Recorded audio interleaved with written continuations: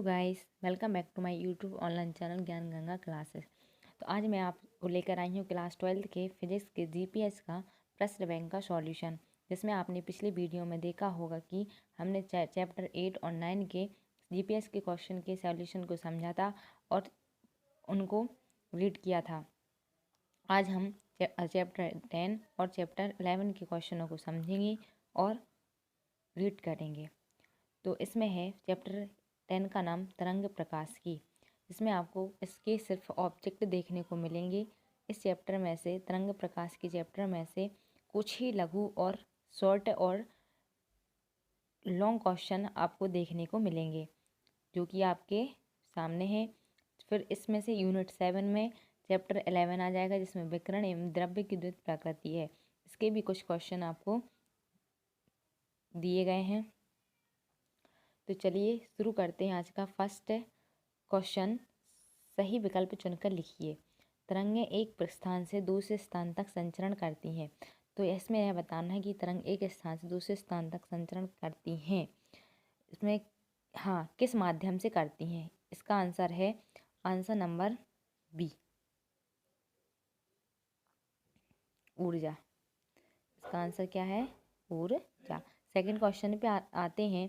व्यतिकरण होता है। तो व्यतिकरण क्या होता है? अनुदैर्ध्य तरंगों में या अनुप्रस्थ तरंगों में? व्यतिकरण किस में होता है इसमें बताना है। तो व्यतिकरण दोनों में होता है, अनुदैर्ध्य तरंगों में भी और अनुप्रस्थ तरंगों में भी। अच्छे विभेदन के लिए नेक्स्ट क्वेश्चन पर आते हैं। अच्छे विभेदन के लिए किसी दूरदर्शी में होना चाहिए। तो अच्छे विभेदन के लिए किसी दूरदर्शी में क्या होना चाहिए, इसमें दिया गया है। तो इसका आंसर होगा कम फोकस दूरी का अभिदृश्य। इसका आंसर होगा आंसर नंबर सी, ध्रुवण होता है। नेक्स्ट क्वेश्चन है, ध्रुवण होता है। ध्रुवण क्या होता है? ध्रुवण होता है सिर्फ अनुप्रस्थ तरंगों में। नेक्स्ट क्वेश्चन है, फ्रेनेल दूरी है। तो फ्रेनेल दूरी क्या है? इसका आंसर होगा D = a² तो फ्रेनेल दूरी की फॉर्मूला है, अर्थात इसका आंसर होगा option number D. Next question पर आते हैं। रिक्त स्थानों की पूर्ति कीजिए। ज्यामितीय छाया में प्रकाश के अतिक्रमण को खाली स्थान कहते हैं। तो ज्यामितीय छाया में अतिक्रमण के प्रकाश के अतिक्रमण को क्या बोलते हैं? विवर्तन। क्या बोलते हैं? विवर्तन। नेक्स्ट क्वेश्चन पर आते हैं।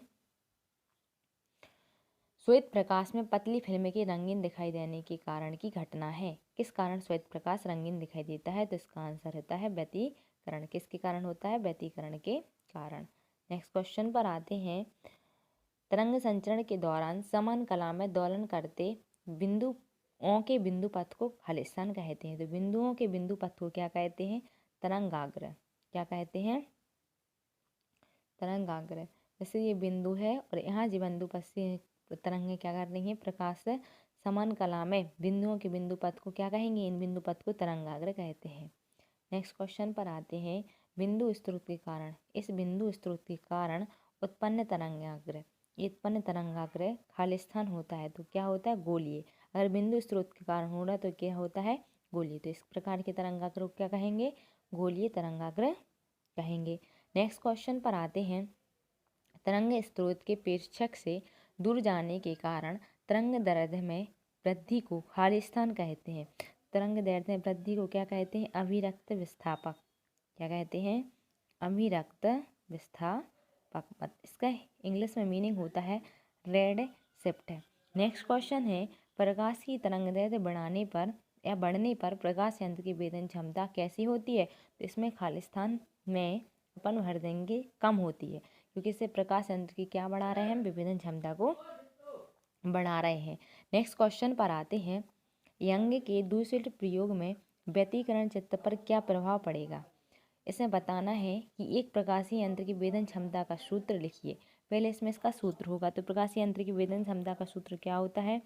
ए वेदन क्षमता = A/1.22 लैम्डा, जिसका फॉर्मूला होता है।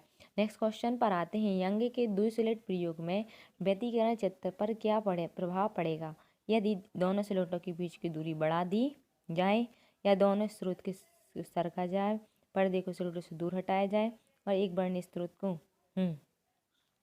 तो उन्होंने पूछा है कि क्या प्रभाव पड़ेगा। तो इसमें क्या बताना है? इसमें प्रभाव बताना है। तो प्रभाव होगा लाइट की तीव्रता बढ़ जाएगी। क्या होगी? लाइट की तीव्रता बढ़ जाएगी। नेक्स्ट क्वेश्चन पर आते हैं।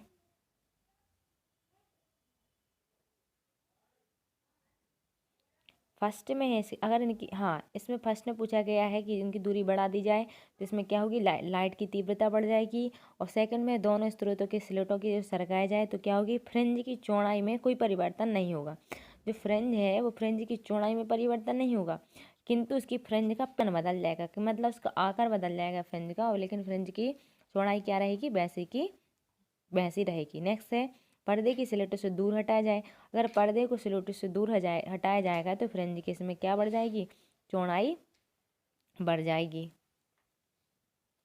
नेक्स्ट है, एक वर्णीय स्रोत को दूसरे कम तरंगदैर्ध्य वाले एक वर्णीय स्रोत से प्रतिस्थापित किया जाए तो इसमें क्या होगा, फ्रिंज की चौड़ाई बढ़ जाएगी। नेक्स्ट क्वेश्चन पर आते हैं। अति लघु उत्तरीय प्रश्न। तो अति लघु उत्तरीय प्रश्न आपके सामने दिए गए हैं, आप सारे क्वेश्चनों को रीड करके राइट कर लें और सारे क्वेश्चनों को लिख लें, ताकि लिखकर आपको आसानी से क्वेश्चन याद हो सकते हैं और आप इसको आसानी से ही समझ सकते हैं। तो इस यूनिट की, इस चैप्टर 10 के क्वेश्चन है जो आपके सामने है। इसमें से सारे क्वेश्चन जो है, सारे इंपॉर्टेंट सारे स्टूडेंट इसको पढ़ लें ठीक ध्यान से और इनको लिख लें। नेक्स्ट चैप्टर है चैप्टर 11। तो चैप्टर 11 के क्वेश्चन आपको सामने दिए गए हैं। तो इसमें भी कुछ सही विकल्प दिए गए हैं, रिक्त स्थान दिए गए हैं और एक शब्द और वाक्य में उत्तर दिए गए हैं। तो हम इसका डिस्कशन कर दे रहे हैं। नेक्स्ट है फिर इसके बाद चैप्टर 14 जो यूनिट 8 से है। तो इसके भी कुछ ही सही विकल्प दिए गए हैं जिनको हम पढ़ लेंगे।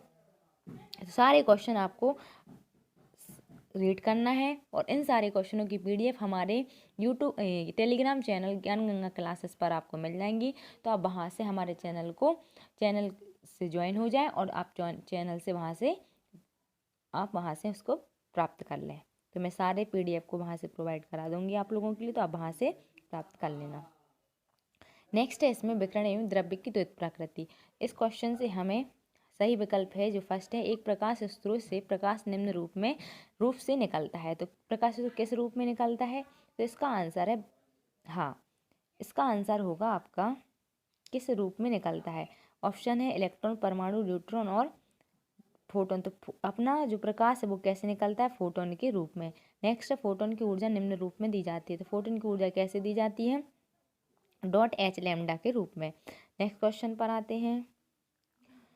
इलेक्ट्रॉन का संबंधित पदार्थ तरंगदैर्ध्य होता है। तो इसमें बहुत सारे ऑप्शन है, आप सारे ऑप्शन को पढ़ लें। इसका आंसर होगा डी, आकाश में निश्चित क्षेत्र में विभिन्न तरंगदैर्ध्य के लिए रूप में विस्तृत होती है। नेक्स्ट है रिक्त स्थानों की पूर्ति कीजिए। तो प्रकाश विद्युत प्रवाह में प्रकाश ऊर्जा का स्थानांतरण होता है। खाली ऊर्जा में, मतलब प्रकाश की ऊर्जा किस में स्थानांतरण होता है, तो इसे होता है विद्युत के रूप में। तो अपन इसका आंसर लिख देंगे विद्युत। नेक्स्ट क्वेश्चन पर आते हैं। विकिरण की प्रकृति होती है, तो प्रकरण की प्रकृति होती है द्वैत प्रकृति। कैसी होती है, द्वैत। नेक्स्ट क्वेश्चन पर आते हैं। द्रव्य तरंगों के प्रदर्शन प्रयोग द्वारा किया जाता है। तो किसके द्वारा किया जाता है, डेविसर जर्मर के द्वारा। ये वैज्ञानिक का नाम था जिन्होंने इसके बारे में बताया। तो डेविसर जर्मन इनके वैज्ञानिकों का नाम है। नेक्स्ट क्वेश्चन है। प्रकाश विद्युत प्रभाव की व्याख्या सर्वप्रथम की थी। तो प्रकाश विद्युत प्रभाव की व्याख्या हमारे वैज्ञानिक आइंस्टीन ने की थी। नेक्स्ट क्वेश्चन है। फोटोन का ब्रह्म द्रव्यमान होता है। तो फोटोन का ब्रह्म द्रव्यमान कितना होता है, 0। नेक्स्ट है एक शब्द या वाक्य में उत्तर लिखना है। तो नेक्स्ट क्वेश्चन है। धातु सतह से इलेक्ट्रॉन ऊर्जा के लिए आवश्यक न्यूनतम ऊर्जा को क्या कहते हैं। तो आवश्यक न्यूनतम ऊर्जा को इसमें कहते हैं विद्युत प्रभाव। क्या कहते हैं, विद्युत प्रभाव। नेक्स्ट क्वेश्चन है।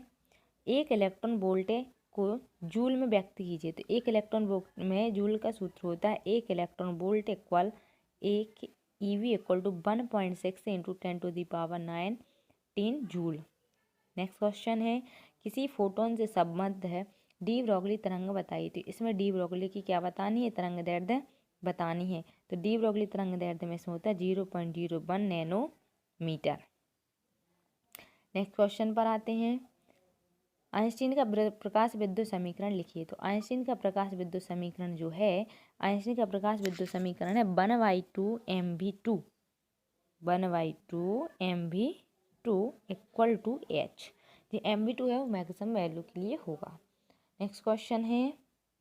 आपतित प्रकाश की तीव्रता बढ़ने पर प्रकाश विद्युत धारा पर क्या प्रभाव पड़ता है। तो आपतित प्रकाश की जब तीव्रता बढ़ती है तो संतृप्त धारा भी बढ़ती है। नेक्स्ट क्वेश्चन है, आपतित प्रकाश की आवृत्ति बढ़ने पर प्रकाश विद्युत धारा पर क्या प्रभाव पड़ता है? तो जब आवृत्ति बढ़ती है तो प्रकाश धारा पे कोई प्रभाव नहीं पड़ता, अर्थात प्रकाश धारा कैसी रहती है? अपरिवर्तित रहती है। नेक्स्ट है, आपतित प्रकाश की आवृत्ति बढ़ने पर नेक्स्ट है, आपतित प्रकाश की आवृत्ति बढ़ने पर उत्सर्जित इलेक्ट्रॉन की गतिज ऊर्जा पर क्या प्रभाव पड़ता है? तो उत्सर्जित गतिज ऊर्जा जो रहती है वो उसमें गतिज ऊर्जा बढ़ जाती है। क्या हो जाती है? बढ़ जाती है। फोटोन के इसमें नेक्स्ट क्वेश्चन में फोटोन की परिभाषा बोलने को कहा है। तो फोटोन क्या है? विद्युत ऊर्जा में जो चुंबकीय रहते हैं, चुंबकीय क्या ये बोल सकते हैं, चुंबकीय ऊर्जा उसके बंडल को, चुंबकीय ऊर्जा के बंडल को क्या बोलते हैं? फोटोन बोलते हैं, चुंबकीय ऊर्जा के बंडल को। है प्रकाश विद्युत सेल किसे कहते हैं? तो प्रकाश विद्युत सेल वह सेल होता है जो प्रकाश ऊर्जा को क्या बदलता है? प्रकाश ऊर्जा को विद्युत ऊर्जा में बदलता है। ओके स्टूडेंट, नेक्स्ट है अपना लास्ट क्वेश्चन है, हो गया। हाँ, लास्ट क्वेश्चन है, प्लैंक नियतांक का मात्रक तथा बीमीय सूत्र लिखना है। तो प्लैंक नियतांक का मात्रक क्या होता है? Joule second. क्या होता है? जूल प्रति सेकेंड। इसका बीमीय सूत्र होगा mL2T इनवर्स वर्ग। इसका लास्ट क्वेश्चन है। नेक्स्ट है अति लघु उत्तरीय प्रश्न है। हाँ, इसमें से कुछ ही अति लघु उत्तरीय प्रश्न दिए गए हैं जो आप सारे इसको क्वेश्चन को रीड कर लें। और इसके बाद है चैप्टर 14। तो चैप्टर 14 में से कुछ ही आंसर आपको रीड करना है जो कि आपने सामने है। और आप इसके सारे क्वेश्चन की PDF हमारे Telegram channel Gyan Ganga classes पर आप इसको प्राप्त कर सकते हैं।